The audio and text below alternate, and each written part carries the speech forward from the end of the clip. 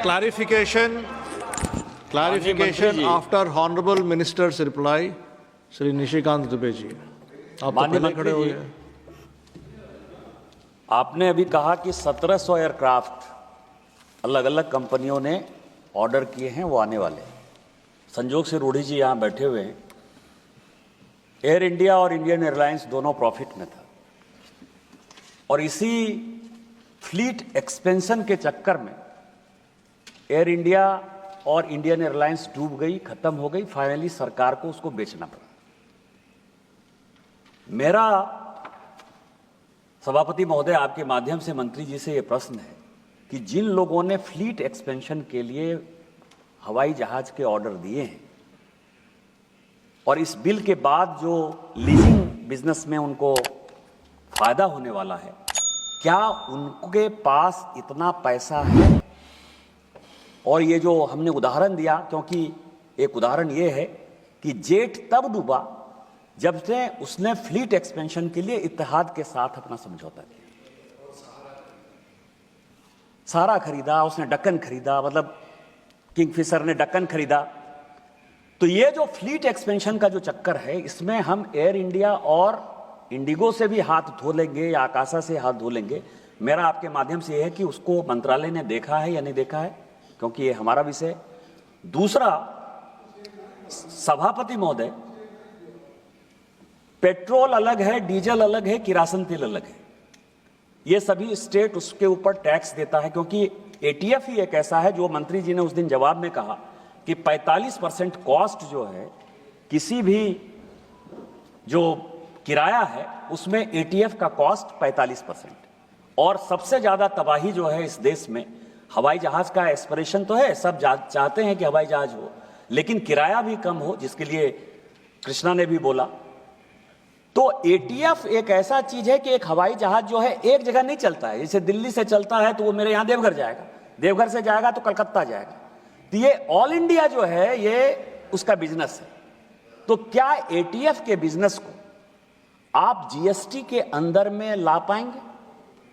और नहीं ला पाते हैं तो उसके पीछे क्या समस्या है? क्योंकि एटीएफ पेट्रोल और किरासन तेल नहीं है। और थर्ड, जो एफटीओ है, इसी हाउस में मेरे देवघर एयरपोर्ट के लिए एफडीओ अनाउंस हुआ, मंत्री ने आश्वासन दिया, लेकिन आज तक 4 साल में वो एफटीओ नहीं बन पाया है। क्या हमारे देवघर में वो बनेगा? 2-3 विषय है। एक तो जो है कि क्या पैसा है एयरलाइंस के पास इसको लेने के लिए, सब ये अलग तरीका का एक लीजिंग मॉडल भी बना है अब, SLB, sale and lease back model, और ये इंडिगो काफ़ी अच्छी तरह इसको करता है। इंडिगो जब 100 प्लेन अगर एक साथ ऑर्डर कर ले, 200 प्लेन ऑर्डर कर ले, तो मैं बस एग्जाम्पल के लिए बोल रहा हूँ, एक प्लेन अगर 100 रुपये का मिलता हो, तो अगर 100 प्लेन आप साथ में लेते हैं तो एयर बनाने वाला भी बोलता है चलो आप एक साथ ले रहे हैं तो डिस्काउंट ले लीजिए। हो सकता है उनको 50% भी डिस्काउंट मिल जाए। जो 100 का प्लेन था 50 में मिल रहा है, वो 50 पे प्लेन ले लेता है वापस, और 100 प्लेन जो है वो 50 पे ले रहा है। अब जो 10,000 होना था वो अभी 5,000 ही है, और ये 5,000 ये प्लेन इनका खर्चा हुआ, और ये 100 प्लेन आगे वही सेल कर देता है। और ये अब सेल करता है क्योंकि वो अगर कोई बंदा सीधा जाके ले तो उसको 100 में मिलता है, पर इनको मिला 50 में। पर ये जब सेल करेंगे तो 70 पे कर सकता है, 80 पे कर सकता है। तो इनको already just in this transaction 20 या 30 रुपए का इनका ऑलरेडी ये प्रॉफिट हो गया। तो ये SLB मॉडल भी आजकल चलने लगा है, जिससे कि ऐसा है कि ये जो फाइनेंसिंग है पैसे की, अगर दूसरी तरह अगर रखें, उनके पास है कि नहीं, पर इनका एक प्रॉफिटेबल मॉडल बन गया लीजिंग के तहत। उसी लीजिंग को हम बढ़ावा दे रहे हैं, तो जरूर उनके पास वो क्षमता होगी कि आगे जाते हुए वो करें।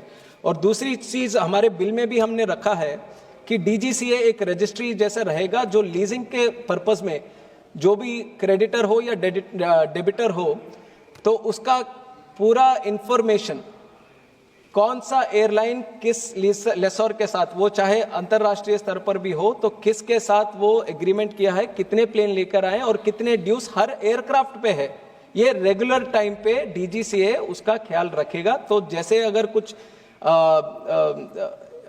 any bad thing happening, तो definitely DGCA will come to know before itself, so that when we can take appropriate action.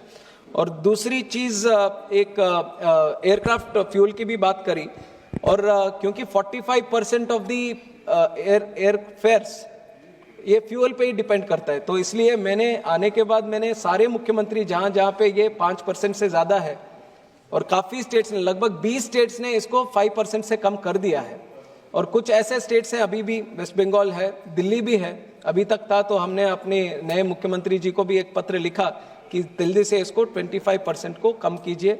और 1% से ऐसा होता है कि सारे एयरलाइंस और कनेक्टिविटी देने के लिए वहां पे उत्साहित होते हैं, तो जरूर ये कोशिश हमने की।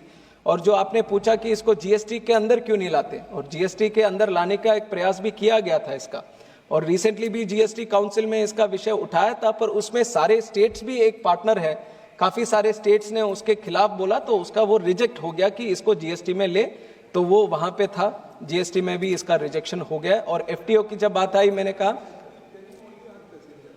yes, and regarding the FTOs, we definitely, like I said, we need more FTOs in the country. We are opening up all the airports, and definitely we will look into the Devgarh airport also. हर जगह पे जो भी आएंगे वो सब FTOs का हर जगह पे हम कोशिश करेंगे कि जितना हो सके उतना ज्यादा FTOs लेके आए।